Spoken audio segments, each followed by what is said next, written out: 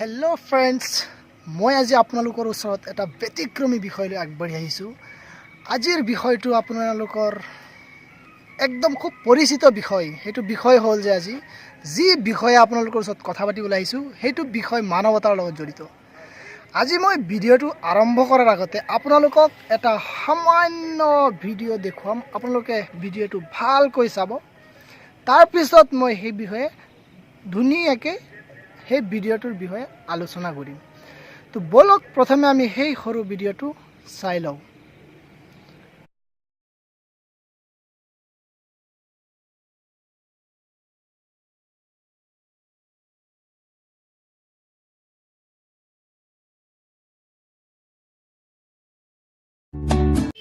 আপোনালোকে যিটো ভিডিঅ' চালে সেইটো ভিডিঅ'ত যিটো এটা কেঁচুৱা দেখা পাইছিলে, আচলতে সেইজন এই পৃথিৱীত আৰু নাই। সেইজনৰ বয়স যদি ক'বলৈ যাওঁ, তেখেতৰ জন্মৰ বয়স এতিয়া হোৱা নাই। আচলতে 10 মাহ 10 দিন হোৱাৰ পিছতে এজন কেঁচুৱাৰ জন্ম লয়, কিন্তু সেইজনৰ বয়স সেইখিনি এতিয়ালৈকে সম্পূৰ্ণ হোৱা নাই। ইয়াৰ আগতেই তাৰ অতি মৰম লগা মাতৃয়ে গৰ্ভৰ পৰা উলিয়াই আনি দলঙৰ তলত পেলাই থৈ দিছে। আপোনালোকে এবাৰ ভাবি চাওকচোন, কিয় হৈছে তেনেকুৱা ঘটনা? কিয় হৈছে? আমাৰ মানৱতা আমাৰ দেশৰ পৰা নাইকিয়া হৈ গ'ল নেকি? কিয় তেনেকুৱা হৈছে? আচলতে প্ৰব্লেমটো কি জানেনে? এইজন কোনো নীতিগতভাৱে এজন কোনো দেউতাৰ ঘৰৰ সন্তান নহয়। আমাৰ সমাজৰ স্বীকৃত দেউতাৰ সন্তান এইজন নহয়, এইজন অবৈধ সন্তান। সেইকাৰণে ইয়াৰ অৱস্থা মাতৃৰ গৰ্ভৰ পৰা উলিওৱাৰ আগতেই তাক আৰ্টিফিচিয়েলভাৱে উলিয়াই ক'ৰবাত পেলাই থৈ দিছে। কিয় জানেনে আপোনালোকে তেনেকুৱা হৈছে? আমাৰ মানুহৰ পৰা যে মানৱতাটো নাইকিয়া হৈ গৈ আছে। প্ৰেম ইয়াৰ লগত জড়িত। প্ৰেম আচলতে এটাই বস্তু হয়, অনুভৱ। প্ৰেম মানে অনুভৱ। আমি প্ৰেম কৰিব লাগে, প্ৰেম কৰাটো বেয়া নহয়। প্ৰেম অবিহনে পৃথিৱীখন একদম সম্পূৰ্ণৰূপে জিৰো। কিন্তু এইবিলাক প্ৰেম নেকি? এজনক ভাল পাবৰ কাৰণে আৰু এজনৰ জীৱন ধ্বংস কৰা, কি ভাবে আপোনালোকে এইটো? আজি ইয়াত এটা ঘটনা হৈছে, আমি চালোঁ, গতিকে আমি ইয়াৰ বিষয়ে ক'ব পাৰিছোঁ। কিন্তু হাজাৰ হাজাৰ লাখ লাখ ঘটনা তেনেকুৱা হৈ আছে। আমি মানুহ হৈ কি আমাৰ মানুহৰ শাৰীৰ পৰা কি আঁতৰি গৈছোঁ নেকি? আপুনি কেতিয়াবা ভাবেনে? এবাৰ এনেকুৱা প্ৰশ্ন কেতিয়াবা আপোনাৰ মনত জাগেনে? আমি কিয় তেনেকুৱা কৰিব লাগে? সেইজন সন্তানৰ অধিকাৰ নাছিল নেকি এইখন পৃথিৱীত জীয়াই থাকিবৰ কাৰণে? সেইজন সন্তানে কি এনেকুৱা এটা ইচ্ছা নাছিল নেকি যে আমাৰ এই পৃথিৱীখনত জীয়াই থাকিবৰ কাৰণে? আপোনালোকে এবাৰ ভাবেনে? বহুত আৱেগিক হয়। কিয় কৰিব লাগে? ধিক্কাৰ দিওঁ তেনেকুৱা মাক, সন্তানৰ কাৰণে যি একো কৰিব নোৱাৰে। যদি ভাল পাব নোৱাৰা, বেয়া নাপাবা।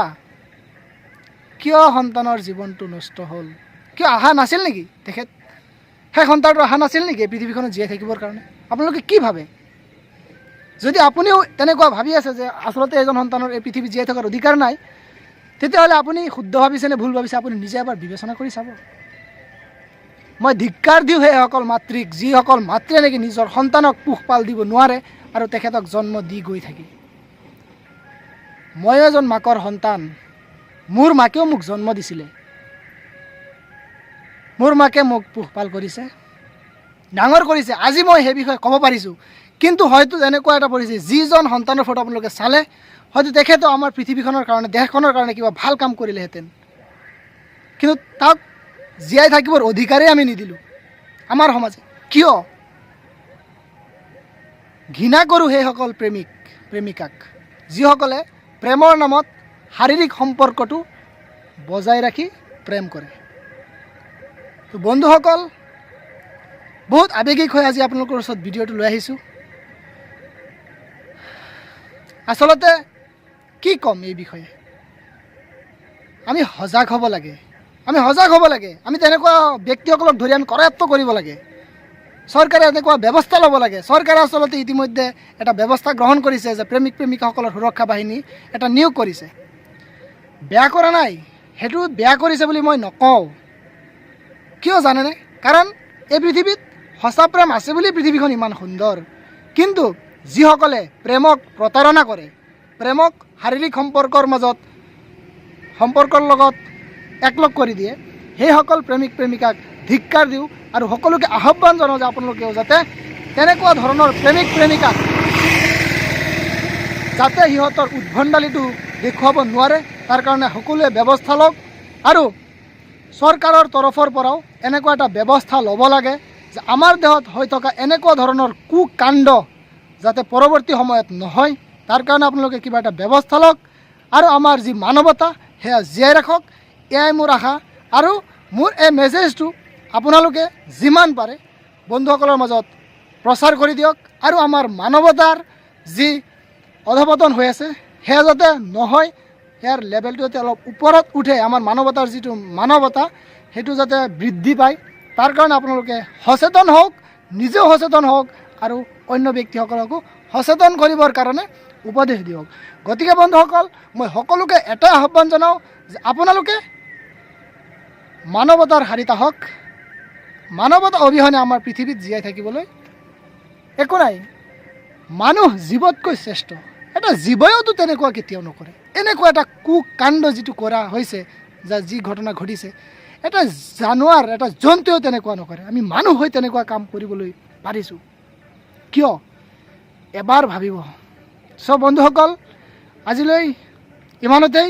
আপোনালোকে শুদ্ধ চিন্তা কৰিবলৈ শিকক আৰু ভুল চিন্তা কৰা ব্যক্তিসকলক আপোনালোকে শুদ্ধ চিন্তা কৰাৰ পথত আগুৱাই লৈ আহক।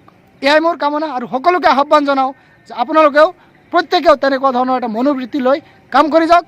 ভালপোৱা বেয়া নহয়, ভালপোৱা স্বৰ্গীয় বস্তু, কিন্তু ভালপোৱাৰ লগত যিটো শাৰীৰিক সম্পৰ্ক সেয়াক ধিক্কাৰ দিওঁ আৰু আপোনালোকক এটা অনুৰোধ জনাম যে আপোনালোকেও যদি তেনেকুৱা এটা বিষয়ে আপোনালোকে গম পায়, আপোনালোকে প্ৰতিবাদ কৰক, প্ৰতিবাদী কাৰ্যসূচী হাতত লওক। আমি সদায় আছোঁ, মানৱতাৰ শাৰীত আমি সদায় আছোঁ। গতিকে এইখিনি আছিলে ক'বলগীয়া। বহুত আৱেগিক হৈছোঁ এই বস্তুটো চাই। আজি গোটেই দিনটো মোৰ আৱেগিক হৈছে। গতিকে আপোনালোকৰ ওচৰত সেয়া ব্যক্ত কৰিব বিচাৰিছোঁ। এইখিনি আছিলে। বাছ আপোনালোকে মানৱতাৰ ফালে আগবাঢ়ি যাওক, এয়াই আমাৰ কামনা।